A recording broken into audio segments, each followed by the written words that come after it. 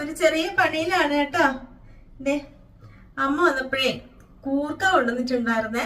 കൂർക്ക എനിക്ക് ഭയങ്കര ഇഷ്ടമുള്ള സംഭവമാണ് കൂർക്ക മെഴുക്ക് വരട്ടി.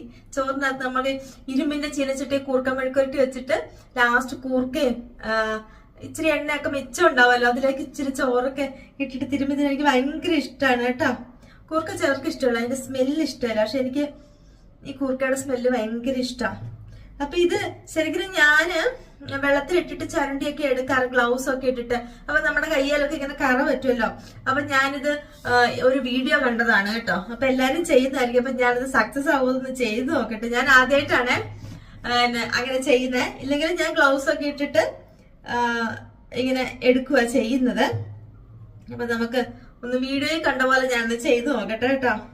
അപ്പൊ ഞാനിത് മണ്ണൊക്കെ കഴുകി നല്ല വൃത്തിയാക്കി എടുത്തിട്ടുണ്ട്. കൂർക്ക ഇച്ചിരി മുഴുത്ത കൂർക്കയാ. ഇത് കണ്ടോ, ഇച്ചിരി മുഴുത്ത കൂർക്കയാ. ചില സമയത്ത് ചെറിയ കൂർക്കയായിരിക്കും കിട്ടുന്നത്. പണ്ടൊക്കെ നമ്മൾ കൂർക്ക വൃത്തിയാക്കുമ്പോഴേ ചാക്കിന്റെ അകത്തൊക്കെ, നമ്മുടെ വീട്ടിലൊക്കെ കൂർക്ക പറിക്കുമ്പോ ചാക്കിന്റെ അകത്ത് ഇങ്ങനെ വെള്ളത്തിലിട്ട് കുതിർത്തിട്ട് കെട്ടി അലക്കിയൊക്കെ എടുക്കുന്നത് എനിക്ക് ഓർമ്മയുണ്ട് കേട്ടോ.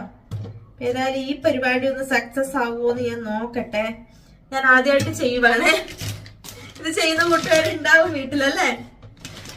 നോക്കട്ടെ, കുറച്ച് ഉപ്പും കൂടെ ഇട്ട് കൊടുക്കാം. കല്ലുപ്പ് എന്തോരം വേണമെന്നൊന്നും എനിക്ക് അറിയത്തില്ല, ഒരു ഇച്ചിരി ഇട്ട് കൊടുക്കാം. സക്സസ് ആവോ ഇല്ല എന്നുള്ളത് ലൈവായിട്ട് കാണാമല്ലോ. ഇത് മതിയായിരിക്കും. ഇത് നന്നായിട്ട് കുലുക്കാനാട്ടോ പറയുന്നേ. കുലുക്കി നോക്കട്ടെ.